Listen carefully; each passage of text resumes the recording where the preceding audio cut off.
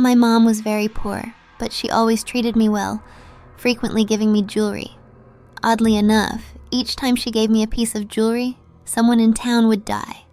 Today my mom gave me a necklace. It was a rose gold necklace with a pendant shaped like a deer with red eyes, but the pendant had scratches, looking like a second-hand item that had been worn for a long time.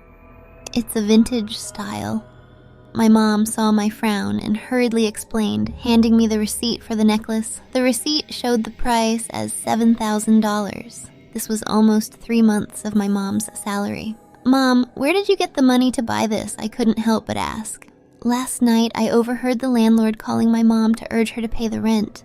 My mom had been pleading with the landlord to give her a few more days, but she turned around and bought me this expensive necklace. This..." My mom's expression changed several times. She forced a smile and stuttered, "Your birthday's coming up soon. I took out some savings to buy you a gift." I was about to ask more questions, but she hurriedly ran to the kitchen, saying she needed to check on the stew. My mom's job was cleaning houses for the wealthy. I suspected she might have stolen the jewelry from her employers. This suspicion filled my heart with unease, and I couldn't help but closely examine the heavy necklace. The deer pendant emitted a strange smell. It was unpleasant and pungent, like the smell of disinfectant. The back of the pendant was engraved with the small letters JM. JM were my initials, which meant this necklace was custom made. I was puzzled. Could it be that my mom really bought it for me? Ding dong! A local news alert suddenly appeared on my phone's screen. A female university student was brutally dismembered. Part of the victim's blood-stained neck was found in a garbage can dragged out by a dog. Oddly enough, besides the severed neck, the victim's head and body were missing. The images in the news were pixelated, but the sight of the blood was clear and gruesome. The scene made my heart race. I was about to close the news when I saw a photo of the victim. In the photo, the girl was on tiptoe, smelling a rose. Around her swan-like, slender neck hung a gleaming gold necklace. The necklace had a red-eyed deer pendant. I was horrified. This necklace was identical to the one my mom had just given me. Cold sweat dripped down my back. I shuddered as a terrifying thought crossed my mind. The necklace my mom gave me was taken from a dead person's neck. "Mom!" A car accident had left me paralyzed, confined to a wheelchair. I wheeled myself hurriedly toward the kitchen. "Tell me, where did this necklace come from?" The kitchen door was tightly shut, with a strong smell of blood seeping through the gap at the bottom. "Mom, what are you doing?" I tried to turn the doorknob, but it was locked from the inside. "Huh?" My mom's voice sounded a bit flustered. "Jessica, wait a minute. The ribs are big. I'm chopping them into smaller pieces." "Mom, come out first. I need to talk to you." About 3 minutes later, the door opened, revealing a face full of anxiety. "Mom, why did you lock the kitchen door to chop ribs?" I scanned my mom suspiciously. "The kitchen door has been acting up. It might have locked automatically." My mom's hands and face were red and wet, looking as if she had just washed them vigorously. She smiled at me and said, "What did you want to tell me, Jessica?" "This necklace." I was about to show her the news about the severed neck, but the next second it felt like an invisible needle had pierced my throat, stopping me from speaking, because I saw a piece of bloody human nail stuck in my mom's disheveled hair. I instinctively looked at my mom's fingers. Her nails were all intact and neatly trimmed. Whose nail was stuck in her hair? "What's wrong with the necklace?" My mom had regained her composure and asked me with a smile. "Nothing. Nothing." I stiffly turned my wheelchair and headed to my room. I didn't ask my mom about the nail in her hair. I knew she wouldn't tell me. After closing the door, I hurriedly dialed. But in the end, I didn't press the call button. This was my mom. I couldn't call the police and harm her without any evidence, but that bloody nail kept haunting my mind. I kept wondering, whose nail was it? What was my mom doing in the locked kitchen? Instinct told me my mom was hiding a dark secret, but I couldn't figure out what it was. Driven by a strange impulse, I opened my phone and looked at the news about the murdered girl again. The news said the murdered girl had no bad habits and was an excellent student who was about to study abroad. There were comments below the news. Someone said that 4 university students had died in the city recently and predicted more would die. I frowned. Suddenly, I remembered something. My mom had given me 4 pieces of jewelry. This seemed to correspond to the 4 dead students. I felt a chill down my spine. Could my mom have killed them and taken their jewelry? No, that's impossible.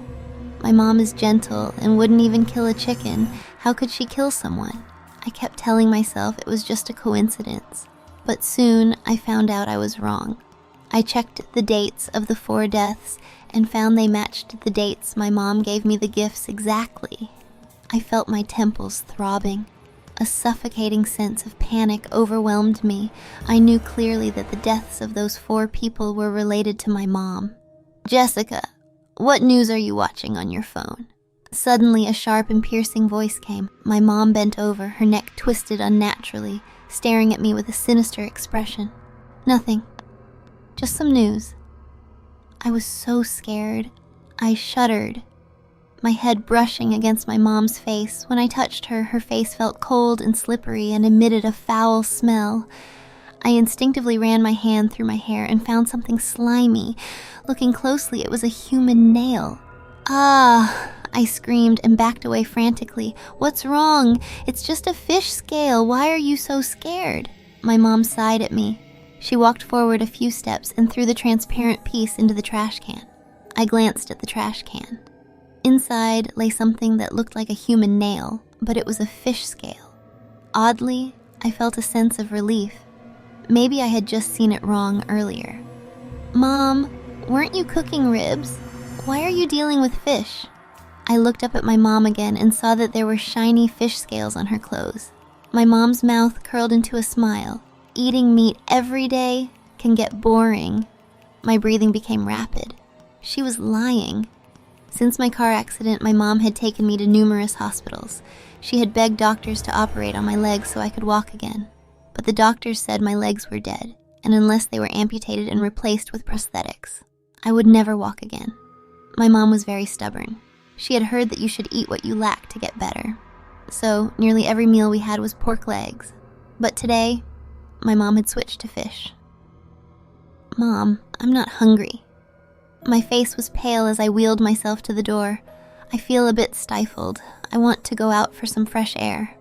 Leaving the house, I entered the elevator, my tense face collapsing as I frantically searched for information about the murdered university students. Soon, I discovered something terrifying. The 4 dead students had all been dismembered, leaving only small pieces of their bodies. The first victim's hand was found in the river.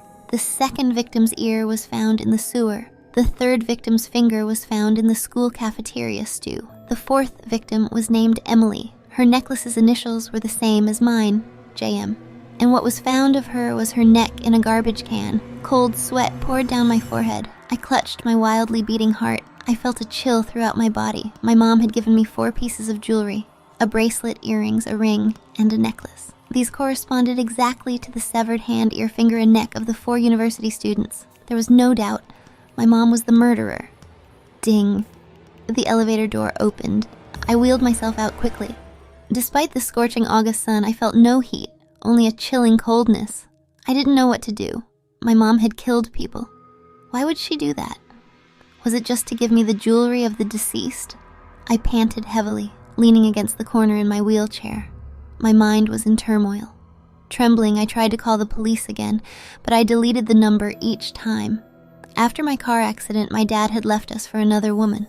With my disabled legs, I was almost completely dependent on my mom for everything. If she were arrested, my life would be over, but I couldn't just ignore the fact that my mom was a murderer. With a heart full of unease, guilt, and fear, I scrolled through the news about the severed neck victim again. Just then, a new comment caught my eye. "I'm the roommate of the deceased Emily. Her death wasn't an accident. It was a bizarre murder." My fingers trembled as I couldn't help but ask, "Why?" The person didn't explain, instead replying with a string of numbers. I realized it was their contact information. Soon, I added them. Their first message was, "Are you a reporter?" I was Emily's roommate in both university and high school, so I know the truth about her death. I quickly responded, "Can you tell me?" "I can, but there's a fee." I borrowed $1,000 from a loan app and sent it to her. An hour later, we met at the far end of the neighborhood. "Why do you think your roommate's death was a murder?" I asked impatiently after meeting her. She didn't respond directly, but instead asked, "Do you believe in ghosts?" I shook my head. "No."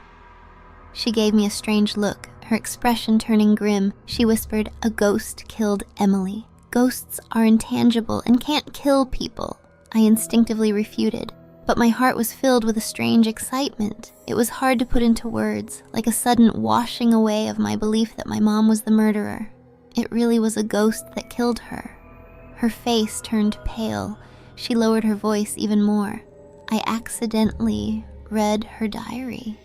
In it, she wrote sporadically that a ghost was haunting her and she was going to die soon. She also wrote that after she died, only a rotten neck would be left. To convince me, she showed me photos of the diary pages on her phone. September 1st. She's been haunting me for 10 days. I know she wants me dead. I knelt and begged her, saying I would offer incense to her every year if she would let me go. But she didn't listen. She just tilted her head, staring at me with her fallen eyes, grinning. She won't let me go. She'll gnaw at my body like a dog, leaving only my neck. The diary was written in a messy scrawl. The ink seemed to have been smeared by tears, making the words look like wriggling insects. The last sentence was deeply imprinted, almost cutting through the paper. "Mary, you ruined my life. When I become a ghost, I'll rip your skin and eat your eyes." My heart skipped a beat. My face turned deathly pale. "Mary is dead." The roommate's face also showed fear. Her voice trembled. She poured gasoline over herself and burned to death at Emily's doorstep. What grudge did Mary have against Emily? Why did she set herself on fire at Emily's house? My throat felt blocked, my voice hoarse. I don't know. She shook her head. Suddenly she widened her eyes, looking closely at me. You look a lot like Mary." Of course, I look like her. Because Mary was my mom. But my mom wasn't dead. She'd been taking care of me all this time. She couldn't be a ghost who burned herself alive. I searched online for news about Mary's self-immolation. Soon, I found a photo taken before her death. This photo looked exactly like my mom. Could my mom really be dead? I remembered a folklore. When people die, they become ghosts. But if a ghost has strong attachments to their loved ones, they'll refuse to reincarnate, returning to the world as a ghost to stay with their family. Suddenly, I realized my mom had never eaten in front of me. Ghosts don't need to eat. I took the elevator back home. My mom wasn't in the living room. The kitchen was filled with the familiar sound of chopping. I had never questioned this sound before, but now it filled me with dread. The 4 university students had only their hands, ears, fingers, and a piece of neck found. What about the rest of their bodies? I didn't dare think further. The more I thought, the more terrifying my mom seemed. Bang! In my agitation, I accidentally pressed the retract button on my wheelchair. The wheels retracted, and I fell face first onto the floor. Through the narrow gap of the kitchen door, I saw a sight that would haunt me forever. Through the gap, I saw a bloody half-head lying askew. Thick black hair covered the face. Through the strands, a round, blood-red eye stared at me, detached from its socket. "Ah!" I screamed. Darkness engulfed my vision, and I lost consciousness. When I opened my eyes, I found myself lying in bed. A light blue blanket covered me, and my pillow played a looping video. It was as if the head I saw through the door was just a dream, but I knew it wasn't. I had truly smelled the blood from the severed head. Even now, I could still feel the lingering stench in my nose and throat. There's more and more meat. I need to dispose of it soon. Outside the door, I heard my mom's hushed voice. She continued, "I should buy a grinder next time. It's too troublesome to chop it up." Cold sweat drenched my back. I tightly shut my eyes, straining to hear more, but my mom was about to hang up the phone. "No more talking. She's about to wake up." A few seconds later, the door creaked open. A draft blew across my forehead, tickling my bangs against my face. I fought the urge to move, keeping my eyes shut, pretending to sleep. This child, the sun's already up. Why is she still asleep? My mom lightly patted the bed. Seeing I didn't move, she walked away. Soon, I heard the door close. My body was soaked in cold sweat, but I finally let out a sigh of relief. It was a feeling hard to describe, like a killer walking past you with a knife. Though I knew my mom wouldn't kill me, I didn't know how to face my murderous mom. If I weren't disabled, I wouldn't need my mom's care. I could leave this murderous mom and this house full of dismembered bodies. With a heavy heart, I opened my eyes and saw my mom stretched out, her head bent unnaturally, staring at me. She grinned, saying each word slowly. "Jessica, did you know I've been watching you for a long time?" "Why are you watching me?" I shuddered. Oddly, my legs twitched slightly, but they had been paralyzed for 3 years. "Because you're my treasure." My mom gently stroked my hair, her smile widening. "Jessica, I want to show you something." "What is it?" I asked instinctively. But actually, I wanted to ask about the head in the kitchen. Was she dismembering bodies? But I didn't dare ask. I was scared. Since knowing she was a murderer, an invisible wall had grown between us. I feared her, but I couldn't leave her. "This thing is in the kitchen. Do you want to see it?" My mom helped me sit up. She seemed to be asking, but her hands pressed me firmly, making me stand. Soon, I was back in my wheelchair. "Jessica, you'll love this gift." My mom pushed me to the kitchen. The air was thick with the smell of blood. She stopped me in front of a red cupboard and pointed at the handle. "Open it, Jessica. This will be my last gift to you." My hands trembled uncontrollably. I couldn't muster the courage to open it. "Mom." I turned to look at her, finally asking, "Did you kill those people?" "What?" My mom's eyes widened in surprise. "I killed people?" She acted very convincingly. Her dark eyes reflected my pitiful, naive face in the wheelchair. Right. If she killed, why would she admit it? I bit my lip. "Mom, I know everything you did. I won't call the police. I just want to know why you killed them." "Jessica, I didn't kill anyone." My mom squatted down, gently holding my legs, looking serious. "I never, ever killed anyone." "Okay, I believe you." I took a deep breath. Slowly, I opened the cupboard.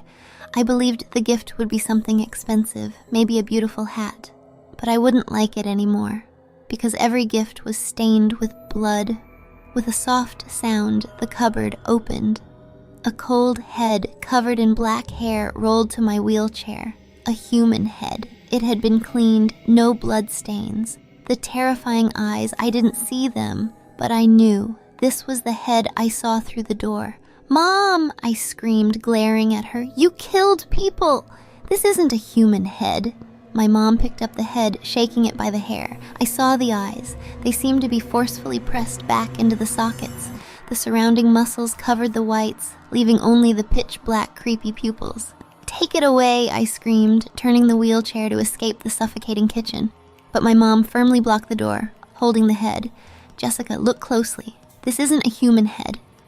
My mom cupped the head in both hands, shoving the pale, sagging face close to mine. "This is a wax figure. You know wax figures are different from humans." Her eyes turned red, her voice filled with excitement. She raised her voice with each word. "Jessica, this wax figure I'm giving you is far more precious than any other jewelry. You must keep it well." "No, I don't want this wax figure." As an art student, I could tell better than anyone. This wax figure's eyes were real human eyes. "So you figured it out." My mom's eyes gleamed. Her facial expressions shifted rapidly, like a mask changing. "Jessica, you're indeed a skilled art student. I couldn't fool you." Tears streamed down my face. I knew it. Everything was part of my mom's plan to deceive me. When I passed out at the kitchen door, she must have realized I saw her dismembering the head through the gap. To make me believe her, she meticulously crafted a wax head. Wax figures could look very realistic, but real human eyes were hard to replicate, so she used the eyes from a dead person for the wax head. "Mom, why did you kill?" I cried, my voice hoarse. "Those 4 girls had no grudge against you. Why did you kill them?" "This isn't my fault." My mom dropped the wax head. It landed heavily, causing the eye to fall out from the impact. Human eyes are small in life, but once removed they appear large. Especially in death, they become large, cloudy, and foul-smelling. "This truly isn't my fault." My mom slumped to the ground. repeating herself. Then she gently touched my feet. Her tears fell one by one onto my feet. Her tears were warm. My daughter Jessica was in the best high school in the city. Jessica was top of her class, excelling in art. She was a princess who would study abroad and have a bright future. But all that was destroyed by a car accident. My beautiful daughter became disabled. My mom's tears fell even more. My feet were soaked. Her voice was full of grief. Jessica sits in a wheelchair every day. She can't move. Even going out, she's mocked by ignorant children. Why? My daughter was once as kind as an angel, as beautiful as a princess. Every word my mom said felt like a needle piercing my heart. I was in tears. I had been so wonderful. Now, I was so pitiful. After my accident, my high school classmates visited me. They hypocritically told me not to be sad. They said I was still young and my future would be bright. But they were all talking nonsense. A poor girl in a wheelchair has no bright future. So, I covered my mouth, trying to keep asking, but each word was hard to say. I had to bite my arm, looking up with tearful eyes at my mom. So, Mom, why did you kill those 4 girls? Jessica, it's simple. My mom patiently wiped my tears from my feet, forcing a smile. If my daughter can't be a princess, then no one else can. My sobs and tears stopped instantly. At that moment, looking at my mom again, she seemed as terrifying as a demon. She was truly horrifying. Just because I was disabled, she couldn't stand seeing other girls flying high. Time seemed to pass extremely slowly. My mom and I stared at each other, neither speaking, for a long, long time. Mom, I saw a news report saying you set yourself on fire and died. I looked down, staring at my mom's black shadow on the white floor, and asked, but I know you're not a ghost. Why did you set yourself on fire? It's simple. The person who died wasn't me. My mom had wiped away her tears. Her eyes were red, her voice hoarse, but she smiled and said, the person who died was your aunt. My eyes widened. She's your sister. Why did you kill her? My mom's smile was bright. Because she insulted you, saying you were a burden. My mom's love was too heavy. It terrified me again. Jessica, will you call the police? My mom suddenly stood up, staring at me. I killed people. Will you call the police? I was silent for a long time. As I was about to leave the kitchen, I said to my mom, Mom, next time you dismember bodies in the kitchen, don't use bleach. Use hydrogen peroxide. Bleach only cleans and disinfects human blood, but if the police use luminol, they can still see traces of blood in the kitchen. The only way to completely remove blood is to clean it multiple times with hydrogen peroxide. My mom smiled. Okay. 10 days later, my mom died. She was hanging laundry on the balcony when the screws on the railing came loose. She lost her balance and fell from the 17th floor. When she died, the old lady watering flowers downstairs screamed. I wheeled myself to the window, looking down. I saw my mom's crushed head, blood and brain matter flowing out. She died in an accident, but for me it wasn't unexpected. That day my mom didn't clean the kitchen with hydrogen peroxide. She told me she had stomach cancer and didn't have long to live. She said even if the police caught her, it wouldn't involve me, because she would commit suicide. She said she wanted to use her cancer-ridden body to secure my future. Before she died, she took out insurance. The beneficiary was me. After my mom's death, I was very sad, but I knew she had to die. 4 university students had died in a row. The police weren't incompetent. They would definitely trace it back to my mom. 3 days after my mom's body was cremated, the police came to me. They said they found video footage taken by a passerby. In the video, my mom was following the victims. My mom was likely the murderer. I shook my head, pale. I don't believe it. My mom wouldn't even kill a chicken. How could she kill someone? The officer taking notes looked up and said, "We found your mom's DNA on the dismembered bodies." I covered my ears, shouting, "I don't believe it! My mom fell to her death! She couldn't be a murderer!" The officer sighed and asked, "Did you notice anything unusual when you were with your mom?" I immediately said, "No, but we found a lot of human blood in your kitchen." The officer shook a plastic bag containing luminol, saying, "There are traces of dismemberment in your kitchen." We also found a lot of human bones in the sewer. He added, "The kitchen door isn't soundproof. You must have heard something unusual when your mom was dismembering bodies, right?" I trembled, finally breaking under the police's questioning. I said, "My mom, she did kill people. My mom killed 4 people."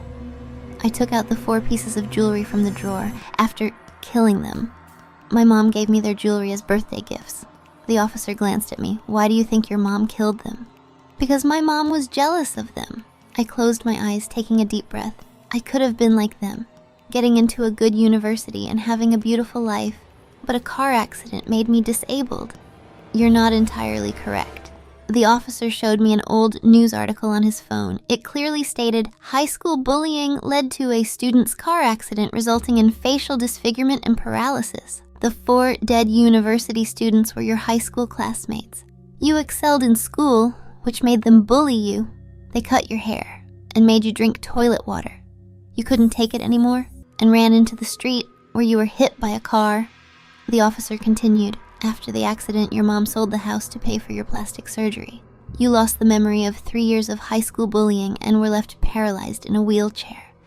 Your mom saw your pain and decided to kill those who hurt you." I held my head in my hands. "Enough. Stop talking. One more thing. Your mom didn't have stomach cancer." The officer looked at me coldly. "She knew she couldn't escape the law for the murders, so she jumped to her death. She lied about the cancer to spare you the pain." Boom. I felt like my heart was being shredded by sharp blades. The pain was suffocating. My mom, she shouldn't have died. The one who should die is me. After the police left, I hugged my mom's clothes, crying. The officer was wrong. I was the one who killed those 4 people, but my mom handled the bodies. After the car accident, I didn't lose my memory of the bullying, and I wasn't so paralyzed I couldn't walk. After the accident, I worked hard to stand and underwent plastic surgery. During this painful rebirth, I developed a second personality. This personality was bloodthirsty and terrifying. When faced with danger or people who had hurt me, this personality would grab a knife and walk from the wheelchair. But I didn't know I had this second personality.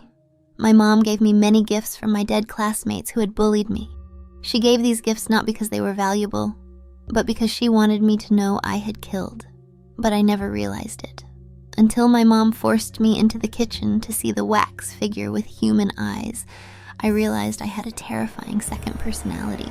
The sight of the bloody head made me remember following the victims with a knife. My mom was right. The head was her most precious gift to me. It helped me clearly understand that I had killed. Ding! My bank account showed a deposit of $500,000 from the insurance my mom secured for me with her life. My tears flowed again. In this world, only my mom truly loved me. From now on, I would be like a wandering child, drifting aimlessly. I would leave this place carrying guilt and self-blame for the rest of my life.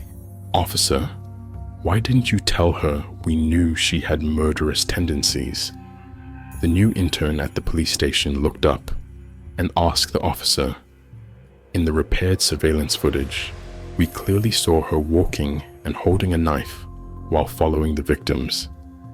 She did follow the victims, but she didn't kill them." The officer lit a cigarette, took a puff, and said, "The surveillance showed that the real murderer was her mother." The intern was persistent. "By not telling her that we have evidence of her stalking the victims, aren't we risking her continuing to follow and possibly kill someone else? All those who bullied her are already dead, killed by her mother. She won't have any more thoughts of murder." White smoke billowed from the officer's mouth. He waved the smoke away and continued, "If I didn't expose her, she would always believe she was the one who killed, pushing the blame onto her mother and causing her mother to commit suicide. And this belief will make her live in guilt and self-reproach for the rest of her life." The intern nodded, half understanding. After a while, he said, "Her mother's love was great and profound, but it was twisted. True love isn't killing for your daughter, but guiding her towards positivity and growth.